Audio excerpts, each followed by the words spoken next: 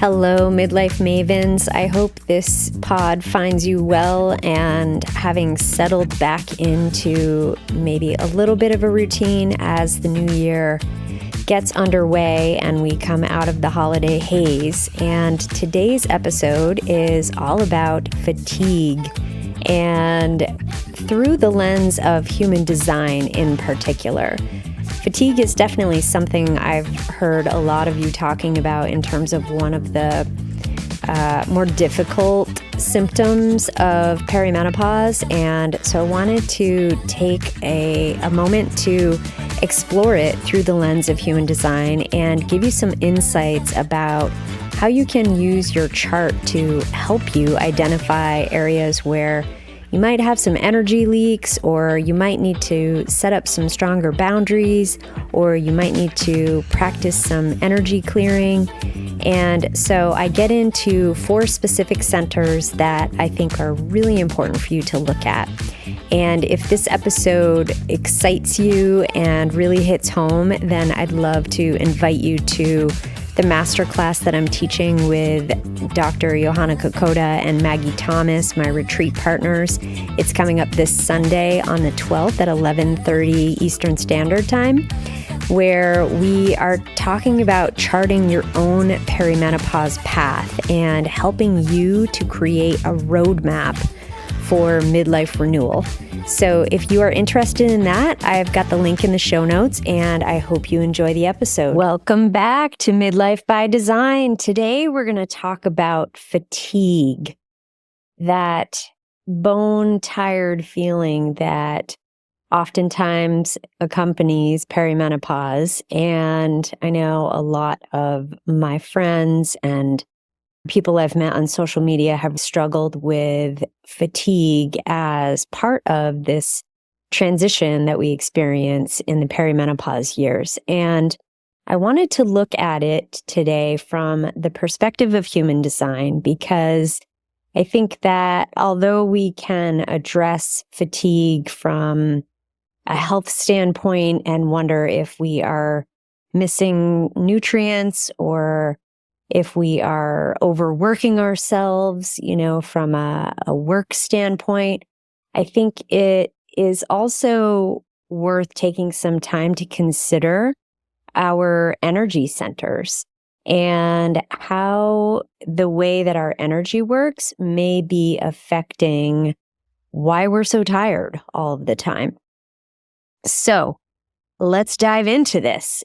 If you've been listening for a while and following along with human design, you know that if your chart has centers that are colored in, then that means that they are defined. And if they are not colored in, that means that they are either open or undefined. And if you don't have your chart and you're listening to this, then I would highly suggest that you just hit the pause button and go to my website, LoriLisai.com, and get your free chart. Just plug in your birth details and download your chart so you know what centers are defined or undefined as I'm looking at them. So today, what I wanted to focus on was a few specific centers, and these 4 centers that I'm thinking of are really great places to get curious about your energy levels. And when we have open or undefined centers, when they're functioning well, they will act like a sieve or a colander where other people's energy will flow through them.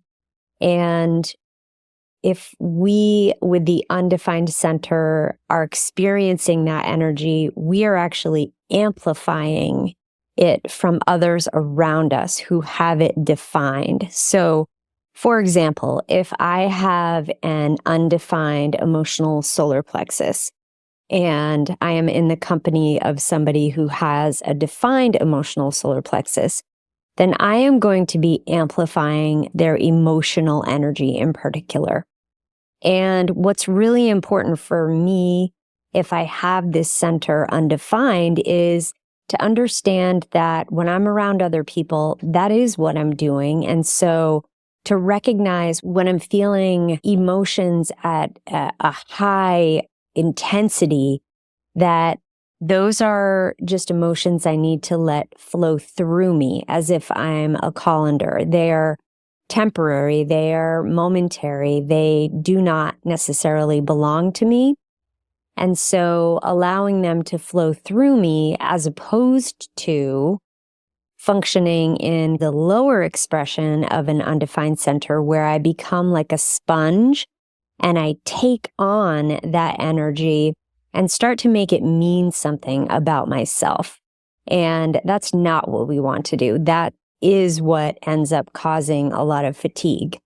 So when you've got these open or undefined centers, when they're functioning well, they're letting the energy flow through them. They're amplifying, yes, but they're letting it go. And when they're not working well, they're taking it on and they're just kind of holding on to it. And that can be really exhausting. So the 4 centers that I wanted to focus on today are the root center, the sacral, the emotional solar plexus, and the heart or will center, one and the same. So these 4 centers have a lot to do with our vitality. Obviously, every center is essential to our well-being, but when I was thinking specifically about fatigue and about what might really be bringing perimenopausal women down, these 4 centers rose to the top for me. So the root center is a pressure center, first of all, and it's at the very bottom of your chart, the bottom square. So if you look at your chart and see, is that center undefined for you? If it is, then the question to ask yourself is, do you feel this constant pressure to keep going, to feel like you have to accomplish this long laundry list of things before you have a chance to rest, before you can justify resting? Do you feel like you just have to get these things done? They have to be done in order for you to rest. You can't even consider resting until, for example, your bathroom is disgusting and you've got the slimy pink coating in your toilet. You can't possibly take a nap while the toilet is slimy pink. Or if you've got this project that you're working on and there's a deadline and you have to finish it and you can't possibly take a 20-minute nap because you need every last moment to get it done. This is the sort of thing that can really get amplified with an undefined root. And what you want to understand is that this is you feeling pressure and amplifying pressure from other defined roots around you that is not yours to carry. What's actually the beauty of your undefined root is deeply understanding the cycles of rest and production and your ability to build a wisdom around that because you have experienced these cycles and quite possibly they have led you to burnout.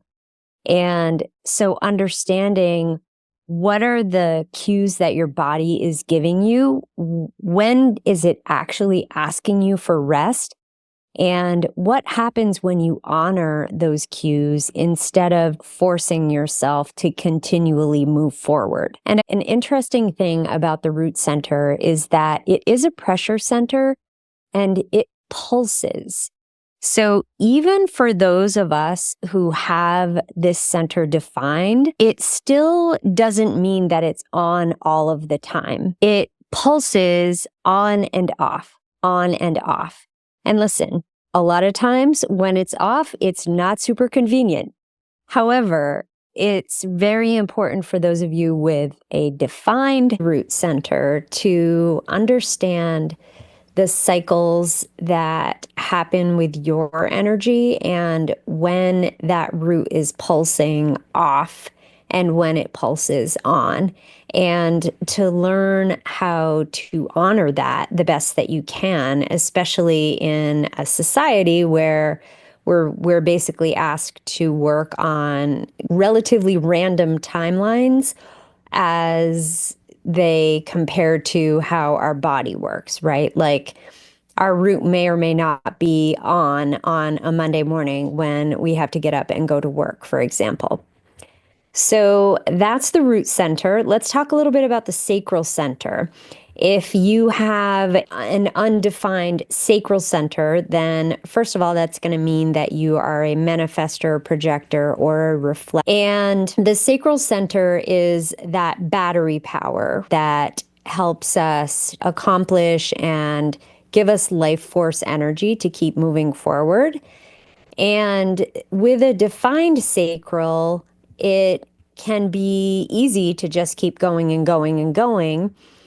Remembering that if you have centers that are undefined, you actually amplify others' energy, then this is how oftentimes undefined sacrals can really push themselves to exhaustion because they are borrowing energy, and that is just not sustainable. It's not what they naturally show up with. It's not what is coded into their own DNA and how their specific energy works. So if you have an undefined sacral, understanding when enough is enough, knowing how to tune into your body and to read your body's signals around when you've had enough and when you really just need to draw the line and say, okay, it's time for rest.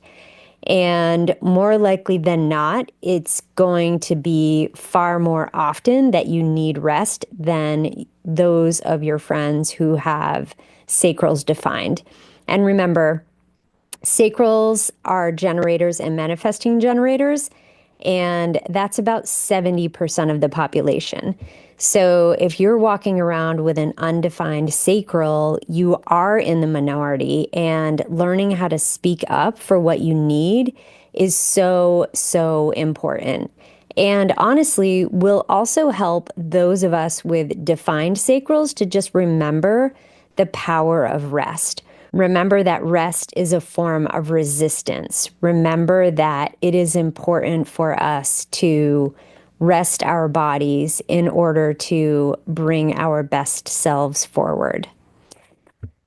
So the next energy center I want to talk about is the emotional solar plexus, which I mentioned earlier. And when you have an undefined ESP, which 50% of the population has this, then what's really important is to understand when you are carrying other people's emotional baggage, and when that is what may very possibly be draining you.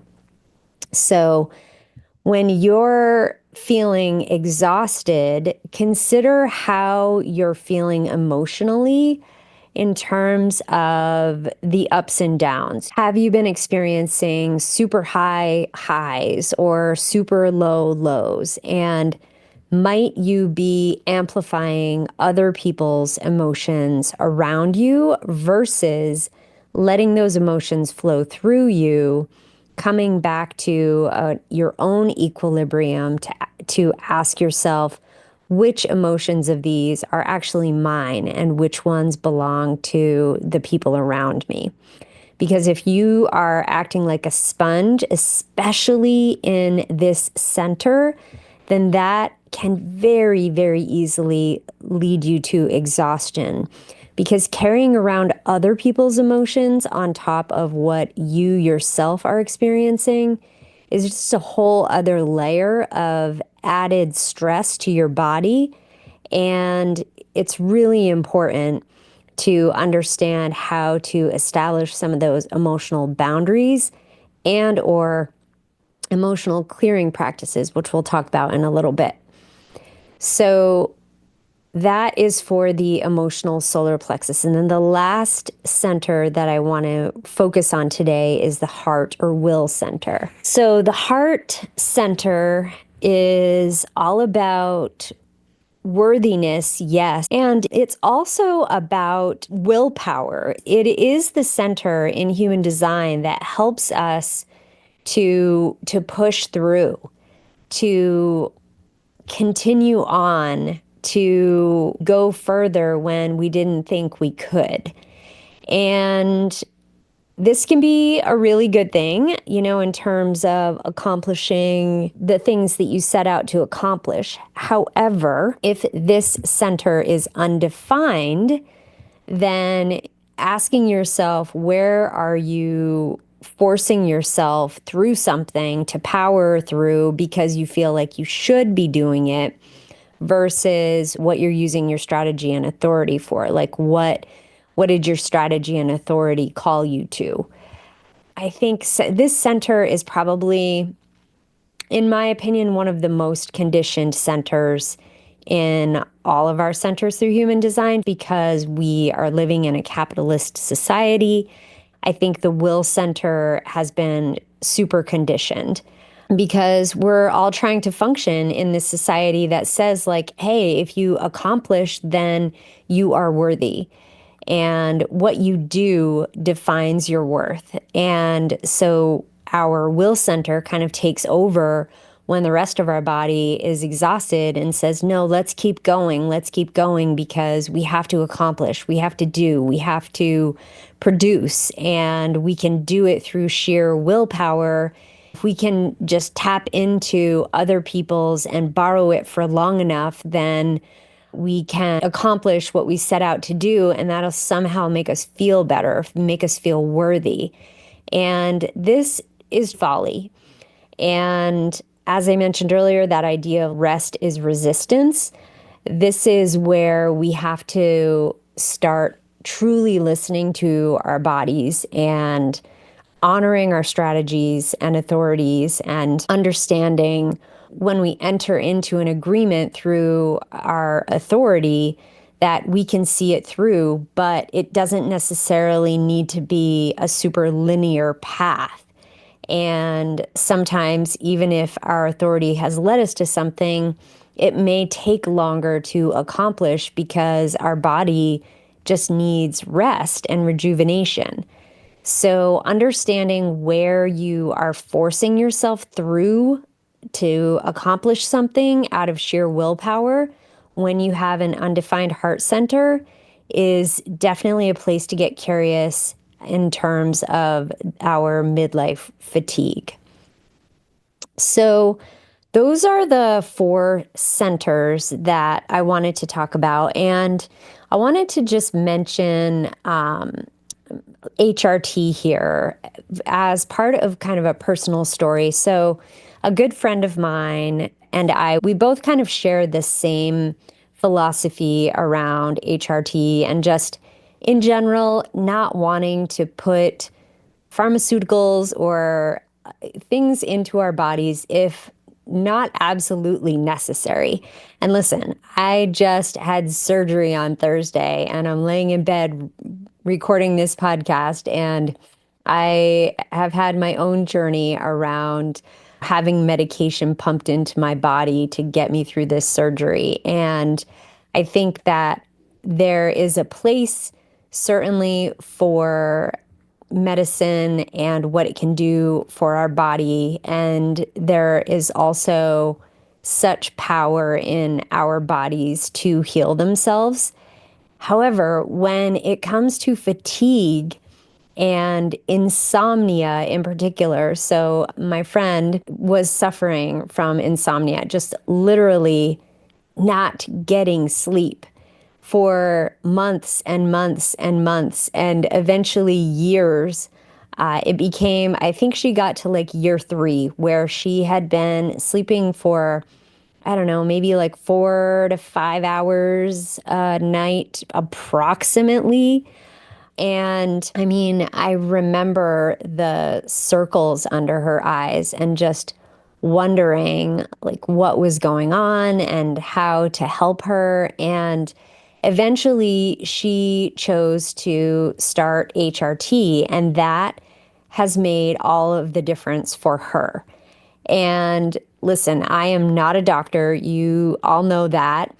I have a teaching background, and I've also done a lot of research, and I know that HRT can help with many, many different things when it comes to menopause and perimenopause. However, I also have a complicated relationship with it because it is something that we're putting back into our bodies, I think, to help us continue living in the society in which we're living, which that's the larger problem. It's not so much that our bodies are failing us. They are doing what they are supposed to be doing at this age and slowing down and learning to do life differently. However, because we live in this capitalist society and many of us have jobs or need to be, up and moving Monday through Friday, functioning on the 8 to 5 schedule or whatever the case may be, the process that we're going through in perimenopause, where our body is needing to slow down, doesn't fit so well into the capitalist monster. And so this is where things like HRT can help provide a bridge or a band-aid. And in my friend's case, she has been able to get some sleep. So if this is something that you've been struggling with, fatigue, and you're bone tired and you're only getting a few hours of sleep a night, then that might be something that you consider looking into. HRT is not for everybody, but I felt like it was worth mentioning here just because I think that it can provide relief and an opportunity for you to kind of come back to equilibrium so that you can start attuning your energy centers and, put in some more healing practices that could potentially help your body catch up so it feels like it can heal itself. So let's talk about some actionable tips, some things that you can actually do to help yourself in terms of supporting these 4 centers in particular. So, with the root center, if yours is undefined, pausing and asking yourself, whose timeline am I on? This is such a powerful question for the undefined root, because I think if you can stop when you're feeling that pressure and ask yourself that question and be really brutally honest with the answer, I think it will help you in the moment. When you come home and you see all of the clutter around your house and you feel like, oh my God, I got to get this all cleaned up before I can sit down and put my feet up. Whose timeline is that on? Will it feel satisfying to you if you're a generator? Will it feel peaceful to you if you're a manifester? Will you feel delighted if you are a reflector? For example, use your signature to help you determine, how will I feel if I actually take the time to do this? Or is it going to just further deplete me and keep me further from my signature? Will I maybe feel more satisfied if I take a 20-minute nap? If I put my feet up for just 20 minutes, can I find some peace to then approach decluttering my house? So using your signature, I think, can be really helpful when you're considering, whose timeline am I on with your open root or undefined root. The other thing I would recommend for the root center is some grounding techniques to release unnecessary pressure. Again, remembering that the root center is a pressure center. You are going to feel pressure to do from the root. That is where this pressure comes from. And if it's undefined, you're going to amplify that pressure. So How can you use grounding techniques, like literally going for a walk and putting your feet on the ground? Perhaps taking 5 minutes to meditate. That might even be too long. Maybe just taking 3 deep breaths in the moment. And when you breathe, breathe all the way down into your feet. Feel your toes on the ground, on the floor, in your shoes, wherever they're meeting the earth. Think about pulling that breath down, and then think about roots coming out from your feet and into the earth, and pulling all of that pressure down to be released into the earth, and leaving you with a clean slate to determine what pressure you are actually meant to act on. Let's talk about the sacral. So, practical steps for the sacral would be scheduling intentional rest breaks.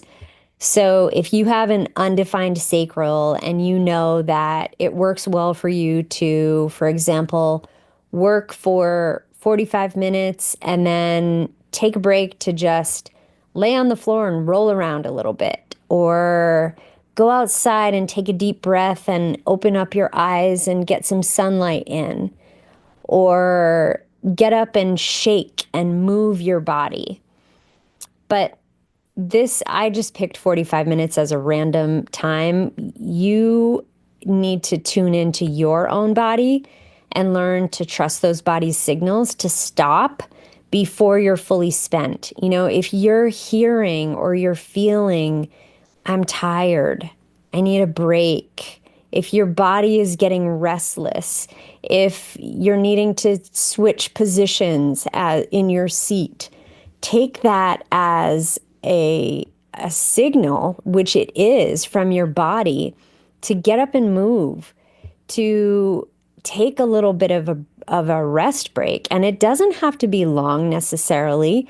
As long as what you're doing with that time is restful for your body, then it doesn't necessarily have to be a long period of time. So, for example, taking 3 deep breaths, even at your desk, if you can't get up and walk outside, that can be incredibly restorative for you. Just standing up and marching or moving your body around or doing a couple jumping jacks, if those feel restorative to you, doing that. Or by contrast, if sitting with your eyes closed for 3 minutes feels restorative, do that. Scrolling or numbing out on social media, that is not going to restore your energy. That is just numbing. That is replacing rest with distraction. And that is not restorative. It's not restful for your body and your energy. Let's talk about the emotional solar plexus and how you can support this. This, I think, is really about understanding what emotions are truly yours versus other people's. And oftentimes, the only way you can tell that is by not being in that person's presence. So if you are with someone and feel a huge rush of emotion, but then when you're not with them, you don't feel that way, then you understand that that emotion was theirs and you are amplifying it. So, first of all, just understanding that there is this difference, and that's okay. And then understanding that when you're in other people's emotional energy, that you can have boundaries for yourself, and you can have energy clearing rituals for yourself that will support you letting go of emotional energy that is not yours. So, for example, if you have an open or undefined ESP and you are in a room full of people, remember, 50% of people have this energy center defined. So more likely than not, you're going to be in the presence of people who are emotional.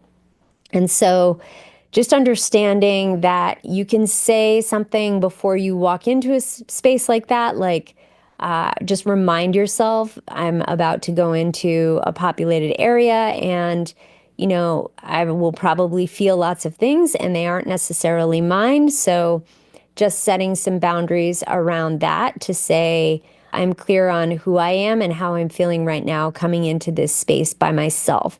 And then I've told you before, take a break to the bathroom and just shake off, be in your own space where you can just shake off and let yourself kind of hit the reset button.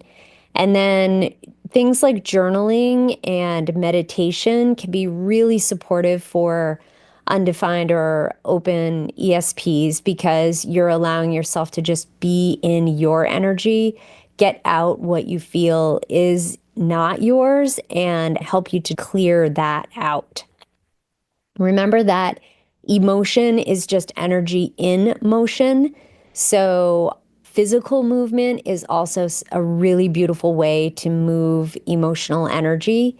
So the idea of shaking in the bathroom is a great idea in terms of a quick fix, but also just regular daily movement would be a suggestion that I would give to you. And then your heart or will center, when it comes to helping support this, if you have an open or undefined heart, shifting your mindset from this idea of needing to prove yourself to choosing yourself. So instead of saying, I have to do this because I have to prove that I'm good enough. And listen, oftentimes that's not the thought going through our minds. It's probably something like, I have to do this so that, I do a good job at my job. And focusing on aligning your actions with your authentic desires, not societal expectations.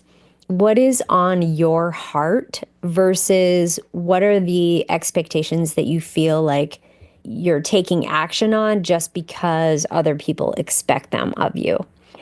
Some other ways to support these open or undefined centers are just typical energy clearing practices like on a full moon using sage to clear out energies. Of course, sage that has been responsibly sourced.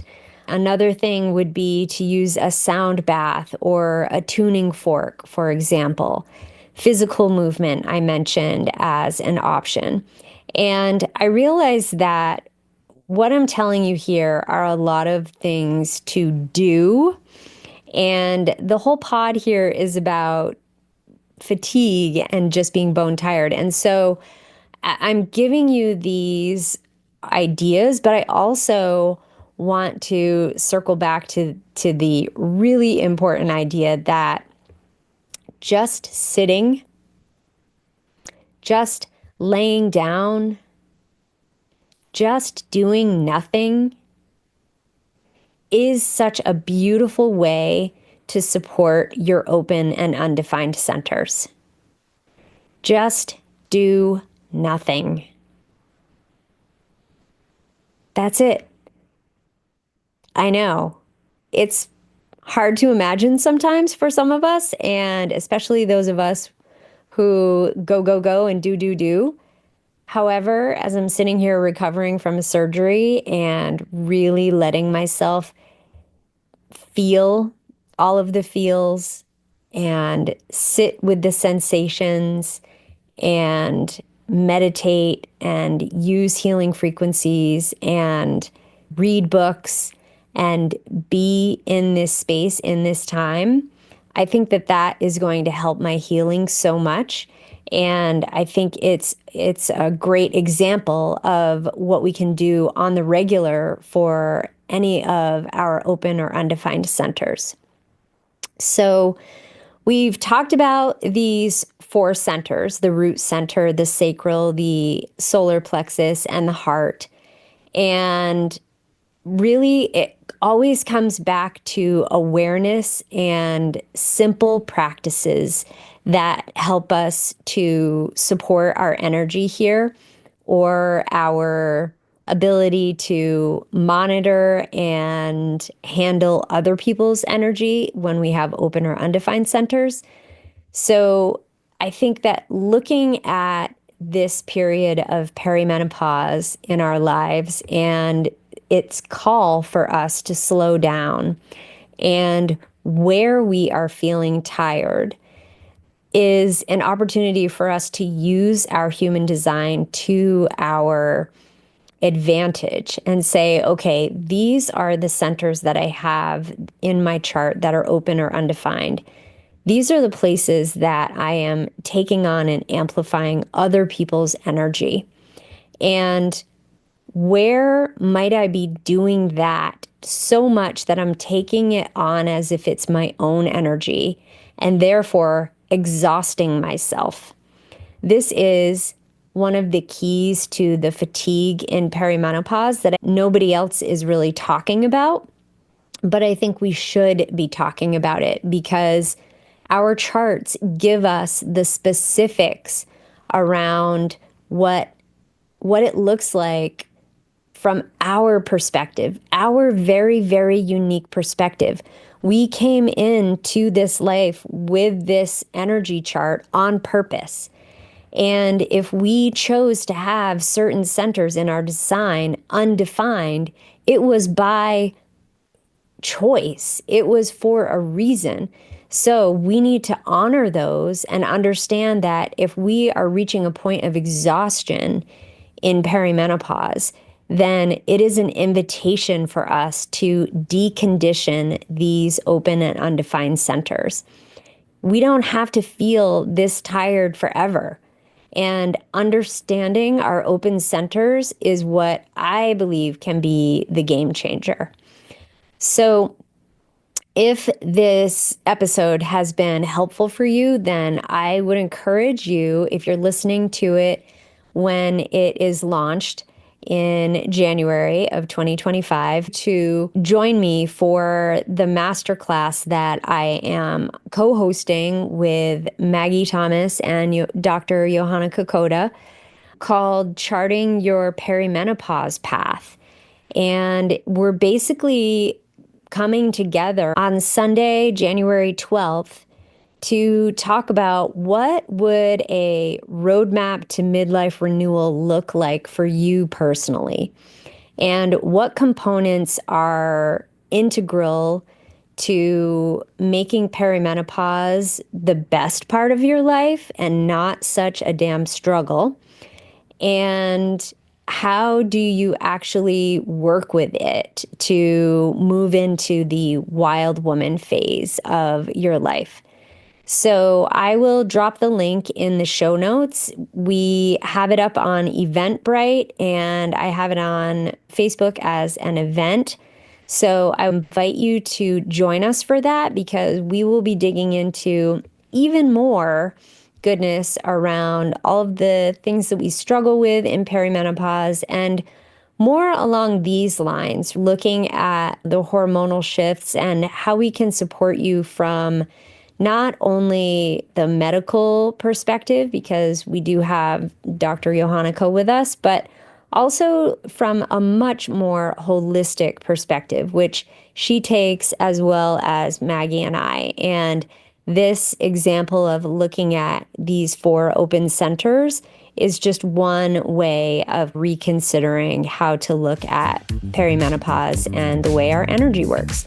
So thank you so much for tuning in, and I'll see you next week. Thanks so much for tuning into this episode of Midlife by Design. I'm your host, Lori Lisai, human design teacher and midlife coach, here to help you use human design to shed others' expectations and be who you came here to be.